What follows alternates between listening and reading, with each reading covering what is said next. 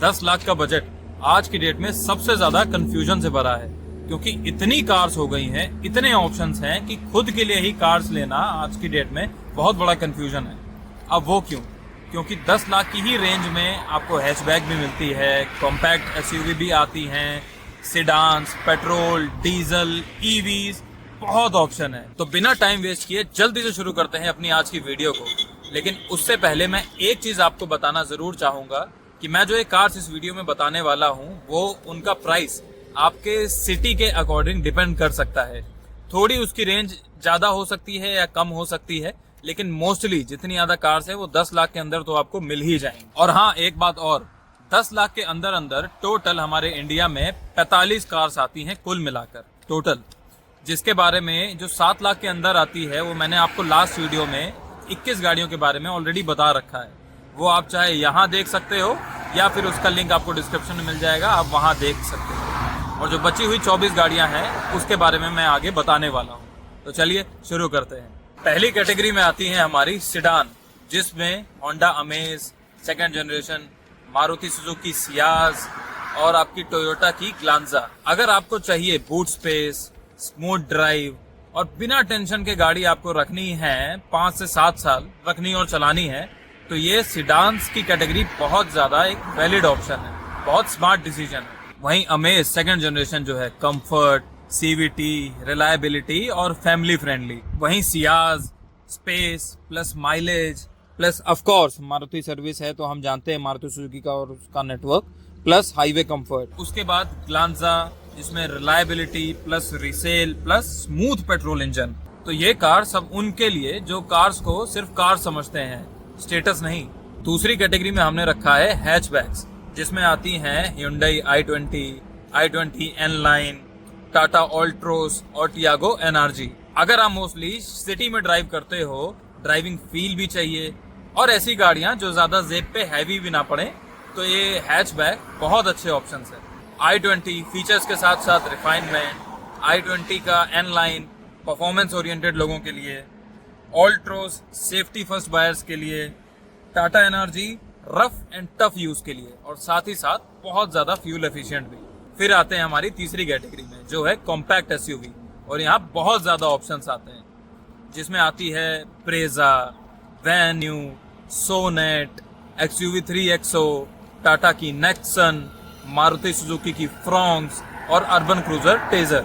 हमारे इंडिया में एसयूवी का क्रेज तो हम सबको पता है, बहुत है, लेकिन वहीं 10 लाख के बजट में एक प्रॉपर एसयूवी तो नहीं आती। यहाँ आती है कॉम्पैक्ट एसयूवी। अब वो क्या होती है? कॉम्पैक्ट एसयूवी बोले तो आपकी एक प्रॉपर एसयूवी और हैचबैक के बीच का सेगमेंट। हैचबैक से बड़ी होती हैं ये, लेकिन प्रॉपर एसयूवी से वहीं थोड़ी सी छोटी होती हैं एरिया वाइज स्पेस, तो उसको हम कहते हैं कॉम्पैक्ट एसयूवी। तो ब्रेजा, वेन्यू और सोनेट अगर जो चाहिए रीसेल, फीचर्स और कहीं ना कहीं रिलायबिलिटी भी, तो ये तीनों एक बढ़िया ऑप्शन है। और वहीं नेक्सन, XUV 3XO और आपकी अर्बन क्रूजर की टेजर अगर जो चाहिए आपको काफी हद तक एसयूवी फील, एक बढ़िया बिल्ड क्वालिटी, रिजिडनेस, टफनेस और परफॉर्मेंस, तो ये तीनों में कंसिडर किया जा सकता है। और आखिरी में हमारी मारुति सुजुकी की फ्रॉन्क्स, जो इसको मैं एक प्रॉपर ऑलराउंडर मानता हूँ, जिसमें ये सारी ही क्वालिटीज हैं। हमारी नेक्स्ट कैटेगरी ईवी बायर्स के लिए, जिसमें आती हैं 3 गाड़ियां, टाटा टियागो ईवी, दूसरी टाटा की ही पंच ईवी और तीसरी कॉमेट ईवी, जो कि है MG वालों की तरफ से। मैंने इस चैनल पे पहले भी बोला है और मैं फिर से बोलता हूँ कि ईवी सबके लिए नहीं होती। अब वो क्यों? क्योंकि सबसे पहला केस तो ये महंगी आती है, रेगुलर कार से क्योंकि ये महंगी आती हैं तो सबके लिए अफोर्डेबल नहीं होती। चलिए मान लेते हैं ये महंगी नहीं भी आती, तब भी इसमें होती है रेंज एंग्जाइटी। कार को हमेशा चार्ज रखना है, कल आपको कहाँ जाना पड़ सकता है ये आपको खुद नहीं पता, उसके लिए कैसे चार्ज रखना है, जहाँ जाएंगे वहाँ चार्जिंग मिलेगी या नहीं मिलेगी।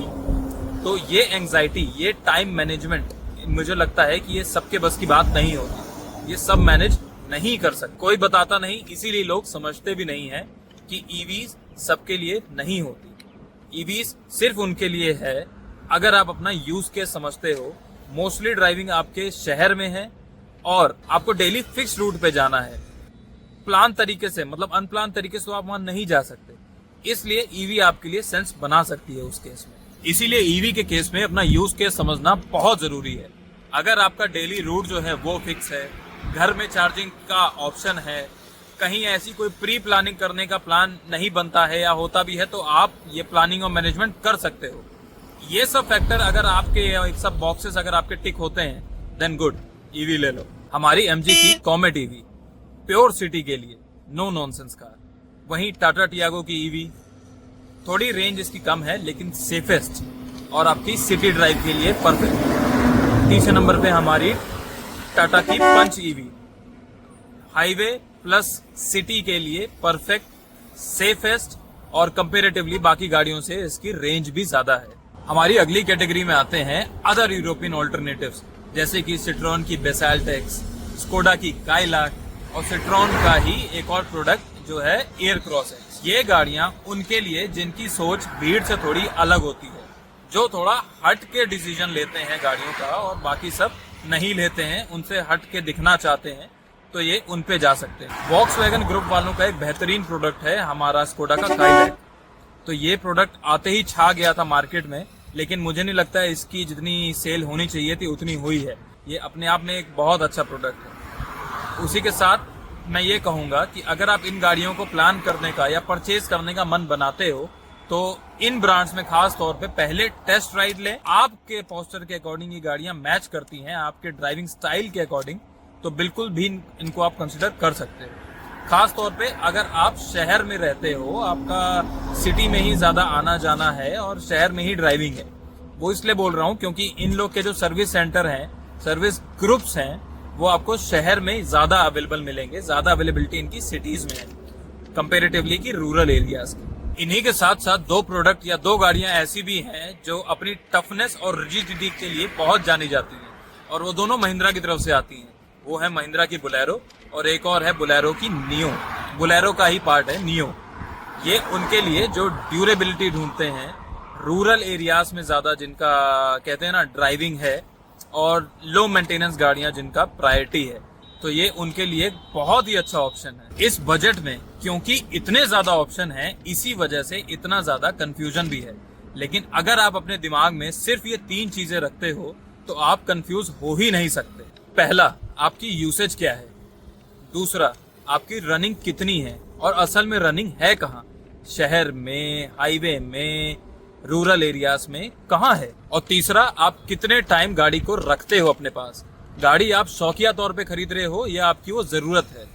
तो अगर ये 3 सवालों के जवाब आपके पास ऑलरेडी हैं, तो आप कंफ्यूज हो ही नहीं सकते। ये वीडियो आपको सिर्फ डायरेक्शन देता है।